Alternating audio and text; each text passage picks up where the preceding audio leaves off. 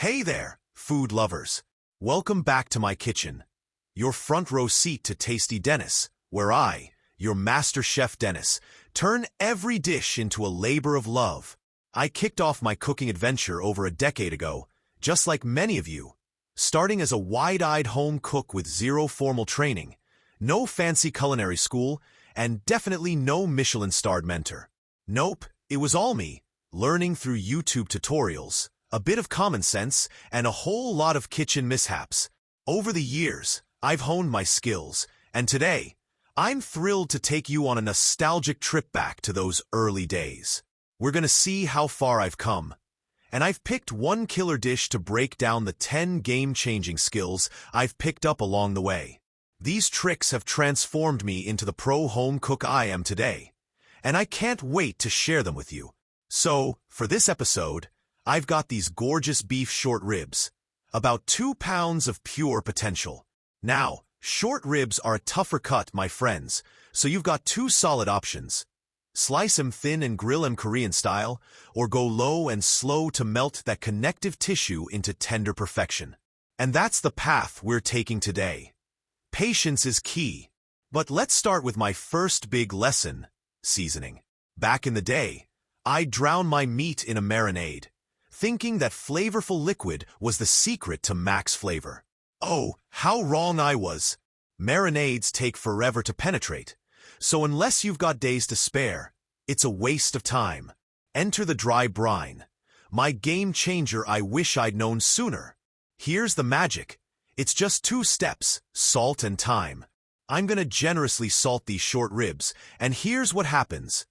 Osmosis kicks in, pulling moisture out. In about half an hour, you'll see liquid on the surface. That salt dissolves into it, and slowly, that salty goodness seeps back in, brining the meat from the inside out. Over a few hours, let's say 3, this salt breaks down those tough muscle fibers, giving you even delicious seasoning throughout. Not just on the surface. Trust me, it's a flavor explosion. Now, let's talk prep. Another skill I picked up the hard way. Back when I was catering with my brother, our kitchen was a glorious mess. No structure, no prep, just chaos. Then a friend from a 2 Michelin-star restaurant dropped by and nearly fainted at our disarray. He taught me mise en place, that fancy French term for getting all your ingredients prepped and ready before the heat's on. For this dish, I'm washing, peeling, and chopping my base aromatics. Carrots, celery, onion, some sliced garlic, and 5 or 6 ripe tomatoes, diced small. Look at that, neat, organized, and oh so satisfying. It frees me up to focus on cooking, not scrambling, and that prep time pays off big time. Next up, braising, a technique that opened up a whole new world of stews for me. When I was younger, I didn't get it, but it's simple and a total game changer. We've dry brined these ribs for 6 hours, and there's still some liquid on the surface. Pat it dry. I heat a pan with medium-high heat, add olive oil, and sear those ribs to get a gorgeous crust. That's phase 1, triggering the Maillard reaction for deep, rich flavor and a bit of texture to contrast the tender stew. Once they're seared on all sides, we move on. Skill number 4, caramelizing. I used to think stir-frying onions until they browned was enough. But true caramelization is low and slow magic. I toss in my aromatics, loaded with natural sugars, into that flavorful fat from the ribs, lower the heat to medium-low, and add a pinch of salt to draw out moisture. Patience is your best friend here. Give it 15 to 20 minutes, and those veggies turn sweet, golden, and irresistible, infusing our stew with incredible depth. Now, let's spice it up. Back in the day, my spice rack was basic. Garlic powder, paprika, cayenne. But whole spices, life-changing. They stay fresher longer, and you control the grind. I'm grabbing my mortar and pestle, tossing in cumin seeds, fresh chilies, and cardamom pods for a rough grind. I add sliced garlic, cook it with the spices for 5 minutes, and bam! Layers of flavor start building.